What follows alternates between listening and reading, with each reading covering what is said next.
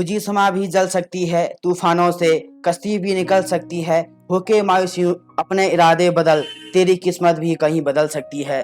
नमस्कार, मैं दिगंबर स्वागत करता हूं आपका जानकी एकेडमी में। आज हम चर्चा करेंगे 1 जुलाई के महत्वपूर्ण करंट अफेयर्स की। बढ़ते हैं पहले प्रश्न की ओर।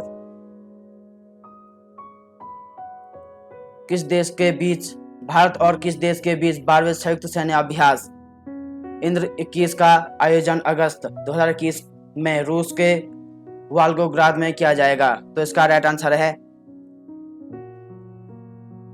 बी, रूस के साथ। भारत और रूस के बीच 12वां संयुक्त सैन्य अभ्यास इंद्र 21 का आयोजन अगस्त 2021 में रूस के वोल्गोग्राद में किया जाएगा। इस सैन्य अभ्यास की शुरुआत वर्ष 2003 में की गई थी, जिसे दोनों देशों के बीच भारी से द्विपक्षीय नौसेना अभ्यास के रूप में आयोजित किया गया था। हालांकि पहला संयुक्त त्रिसेवा अभ्यास वर्ष 2017 में आयोजित किया गया था। बढ़ते हैं अगले क्वेश्चन की ओर।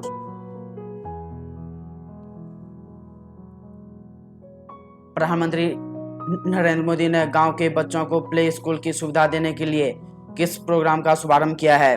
तो इसका राइट आंसर है ए, विद्या प्रवेश प्रोग्राम।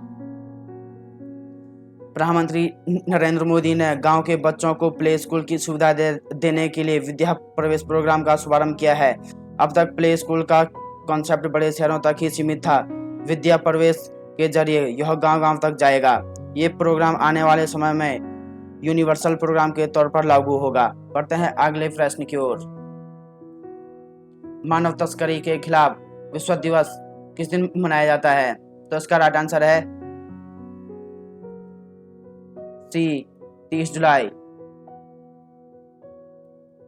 संयुक्त राष्ट्र हर साल 30 जुलाई को मानव तस्करी के खिलाफ विश्व दिवस के रूप में मनाता है। यह दिवस संयुक्त राष्ट्र महासभा द्वारा वर्ष 2013 में आरंभ किया गया था, जिसे वर्ष 2010 में एक उच्च स्तरीय बैठक के दौरान पारित किया गया था। बढ़ते हैं अगले क्वेश्चन की तरफ। हाल ही में मादक पदार्थ नियंत्रण ब्यूरो एनसीबी का प्रमुख किसे नियुक्त किया गया था? तो इसका राइट आंसर है बी, एनसीबी प्रधान। राष्ट्रीय आपदा मोचन बल एनडीआरएफ ने महानिदेशक एसएन प्रधान ने 29 जुलाई 2021 को मादक पदार्थ नियंत्रण ब्यूरो एनसीबी के प्रमुख का अतिरिक्त कार्यभार संभाल लिया। प्रधान ने भारतीय पुलिस सेवा आईपीएस के अधिकारी राकेश अस्थाना की जगह ली। बढ़ते हैं अगले प्रश्न की ओर।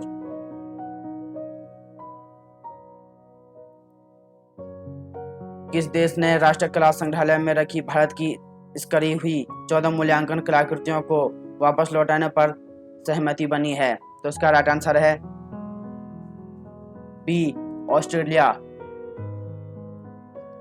ऑस्ट्रेलिया के राष्ट्रीय कला संग्रहालय एनजीए में रखी भारत की 14 कलाकृतियों की वापसी की जा रही है।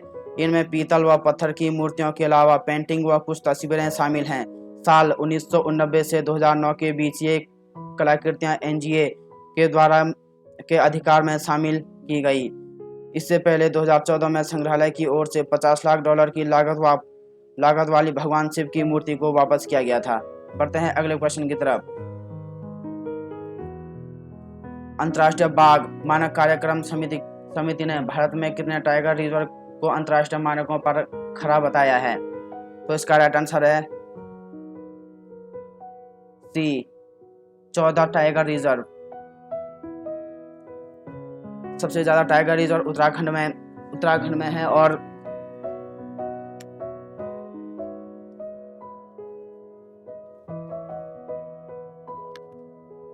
सबसे ज्यादा टाइगर रिजर्व कर्नाटक में है और उत्तराखंड में टाइगर रिजर्व की शुरुआत 1973 में की गई थी और 2006 में उत्तराखंड में 1400 बाघ हैं और 2016 में 4000 हैं। बढ़ते हैं अगले प्रश्न की ओर।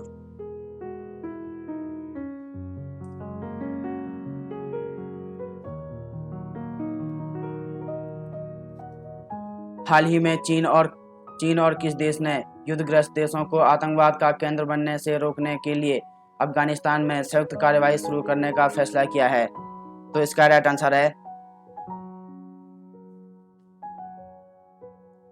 डी, पाकिस्तान।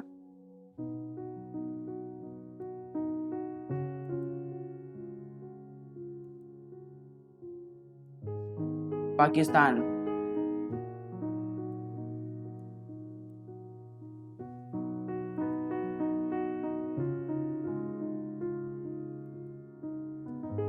हाल ही में चीन और पाकिस्तान में युद्धग्रस्त देशों को आतंकवाद का केंद्र बनने से रोकने के लिए अफगानिस्तान में संयुक्त कार्यवाही शुरू करने का फैसला किया है। अफगानिस्तान से हाल ही में अमेरिकी सैनिकों की वापसी के बाद देश भर में तालिबान का तेजी से विस्तार हुआ है। चीन और शिनजियांग प्रांत के उइगर उग्रवादियों को फिर से संगठित होने की चिंतित है, जो पूर्वी तुर्किस्तान इस्लामिक मूवमेंट के तत्ववाद में काम करते हैं। इसे लेकर बीजिंग का आरोप है कि ये उसे अलग कायदा से के संबंध हैं। बढ़ते हैं अगले प्रश्न की ओर। हाल ही में किस देश के अंतरिक्ष एजेंसी रोसकॉस्मोस ने इंटरनेशनल स्पेस स्टेशन ISS में नौका नाम की अपनी सबसे बड़ी अंतरिक्ष प्रयोगशाला लॉन्च की है? तो इसका राइट आंसर है बी, रूस। हाल ही में रूस अंतरिक्ष एजेंसी रोसकॉस्मोस ने इंटरनेशनल स्पेस स्टेशन में नौका नाम की अपनी सबसे बड़ी अंतरिक्ष प्रयोगशाला लॉन्च की है। इससे पूर्व 4 अंतरिक्ष यात्रियों ने नासा और स्पेसएक्स के वाणिज्यिक क्रू कार्यक्रम के तहत इंटरनेशनल स्पेस स्टेशन पर भेजा गया था। इस मिशन में क्रू 2 मिशन के नाम से भी जाना जाता है। इंटरनेशनल स्पेस स्टेशन एक निवास योग्य कृत्रिम उपग्रह है, जो कि पृथ्वी के निचली कक्षा में सबसे बड़ी मानव निर्मित संरचना है। बढ़ते हैं अगले प्रश्न की ओर। श्रीलंका देश के नए वित्त मंत्री कौन बन गए हैं? तो इसका राइट आंसर है बी, बासिल राजपक्षे। श्रीलंका के प्रधानमंत्री महिंदा राजपक्षे के सबसे छोटे भाई बासिल राजपक्षे के वित्त मंत्री के पद की शपथ लेने के साथ ही सरकार में राजपक्षे परिवार की पकड़ और मजबूत हो गई है। 70 साल के बासिल राजपक्षे परिवार के ऐसे 5वें सदस्य बन गए हैं जो कैबिनेट में शामिल हैं। बासिल को 2010 से 2015 तक महिंदा राजपक्षे प्रशासन का बौद्धिक आधार स्तंभ माना जाता है। उनके पास अमेरिका और श्रीलंका की दोहरी नागरिकता है। पढ़ते हैं अगले प्रश्न की ओर।